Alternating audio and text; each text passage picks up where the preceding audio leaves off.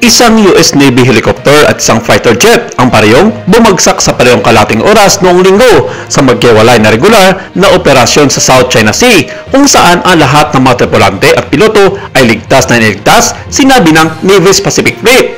Ang Navy ay naglunsad ng isang pagsisiyasat sa sani ng parehong mga insidente na naganap sa mga baliskarting tubig na nakikita bilang isang potensyal na flashpoint para sa pandaigdigang labanan. Tinawag ni US President Donald Trump ang back-to-back crashes na very unusual at itinaas ang dalawang posibilidad na nagkaroon ng problema sa gasolina at ang ginagawang pangjajam ng China sa mga ito na nagre-resulta ng pagmamalfunction ng mga computer system nito. Ito ay habang nakikipag-usap sa mga reporter na sakay ng Air Force One sa ruta mula Malaysia patungong Japan nitong Lunes, October 27. Saad niya, they think it might be bad fuel. And of course, we can't ignore China. And you know that they are scattered in those oceans. And that is their job. We're gonna find out. Nothing to hide, sir. Sinabi ng Navy sa social media na bumaba ang isang MH-60R Seahawk helicopter bandang 2:45 PM lokal na oras habang nagsasagawa ng mga karaniwang operasyon mula sa aircraft carrier na USS Nimitz.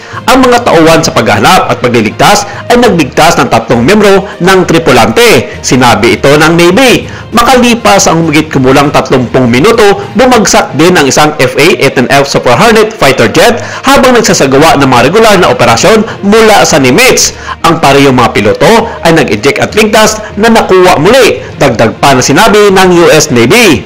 Ang FA-18 na nag-crash kahapon lamang ay pang-apat na ng insidente sa $60 million fighter jets na nawala sa Navy ngayong taon.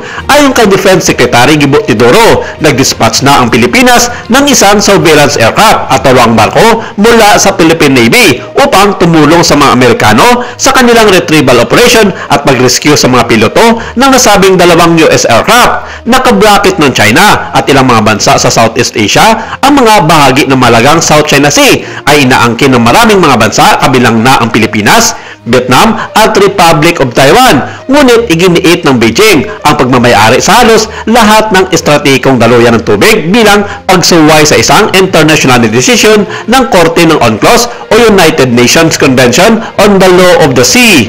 Sa nakalipas na 2 dekada, pinatibay ng China ang mga pag-aangkin sa mga teritoryo sa pamamagitan ng pagtatayo ng mga instalasyong militar sa mga pinagtatalo ng isla at bahura. Sinabi ng US na ang mga payag ng China at ang pagbuo ng militar ay nagbabanta sa kalayaan sa paglalayag at malayang kalakalan sa daluyan ng tubig.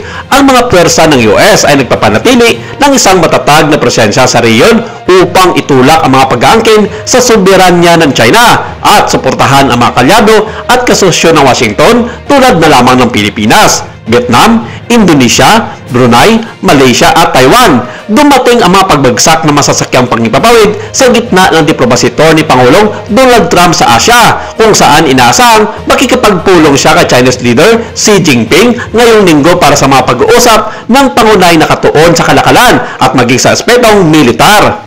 Ang mga relasyon sa pagitan ng dalawang bansa ay umasim sa mga nakalipas na linggo matapos ang parehong sampalan ng mga hakbang sa iba pang mga sumusunod na buwan na medyo kalmado. Sinabi ni Treasury Secretary Scott Bessent noong linggo na naabot na ng US ang isang framework trade agreement sa China na nagpapagaan ng tensyon bago ang inaabangang pagpupulong sa pagitan ni Trump at Xi Jinping.